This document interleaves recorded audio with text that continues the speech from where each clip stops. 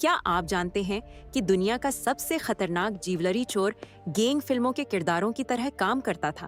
Pink panthers ने $500 million से ज्यादा के हीरे जवाहरात चुराए। ये युगोस्लाव जंग के साबिक फौजी थे जो 3 मिनट में दुकानें साफ कर देते थे। उनका तरीका कार बिल्कुल फिल्मी था। चोरी गई गाड़ियों से शो विंडोज तोड़ते, धुआं फेंक कर उलझन पैदा करते और खूबसूरत औरतों को जासूसी के लिए इस्तेमाल करते थे। लंदन में ग्राफ डायमंड से $20 मिलियन की डकैती में उन्होंने धुएं के बम इस्तेमाल किए। मोनाको में स्पेड बोट से फरार हुए।